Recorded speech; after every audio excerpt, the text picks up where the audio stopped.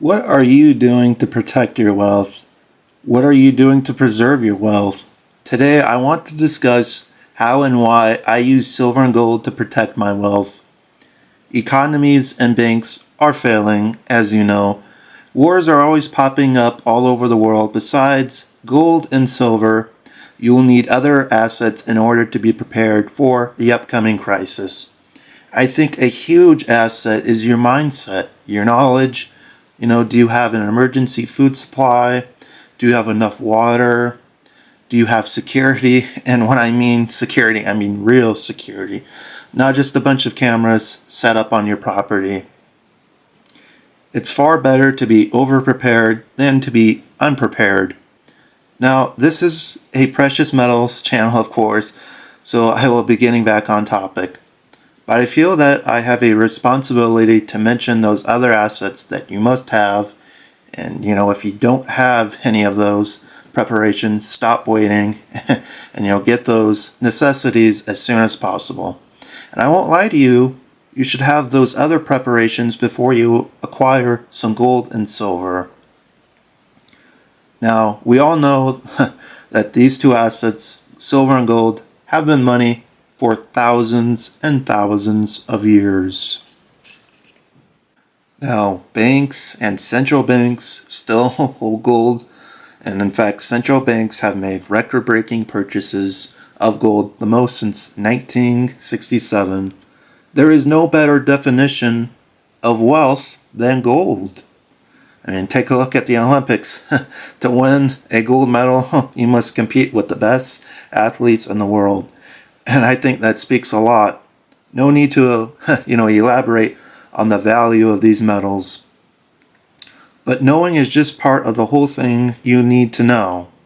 You need to know how much you should have, how you should store it, who is going to buy it when you're trying to sell it. And economies all over the world have failed at some point, and they continue to fail.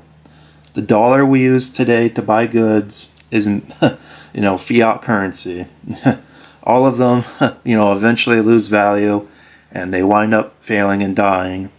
As far as money is concerned, only silver and gold have been proven themselves to be actual real money. So with all that being said, currencies like the dollar are fake money. Gold and silver are real money. Gold and silver are portable. It's an international asset.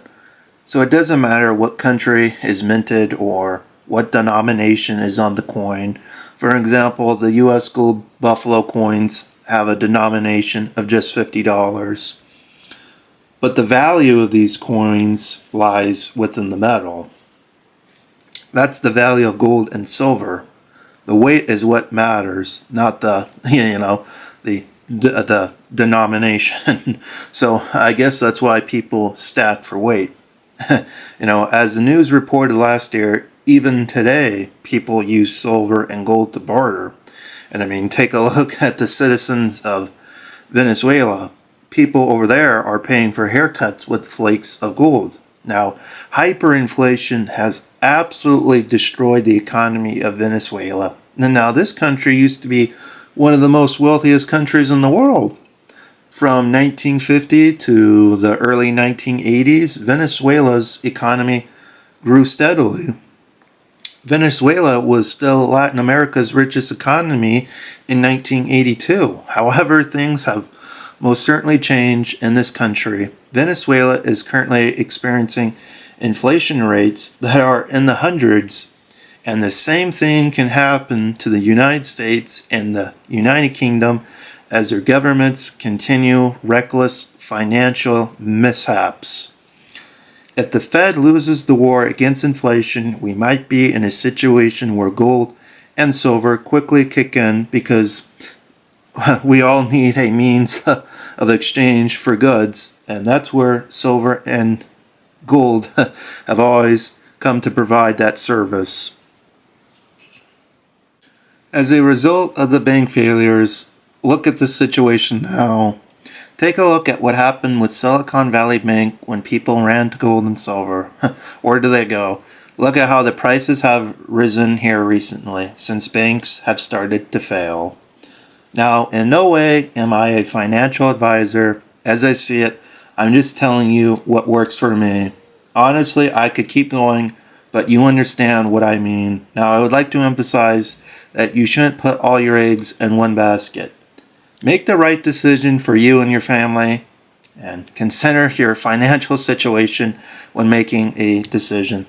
I would appreciate if you'd let me know what your thoughts and opinions are in the comments. And, remember, gold and silver will always be here.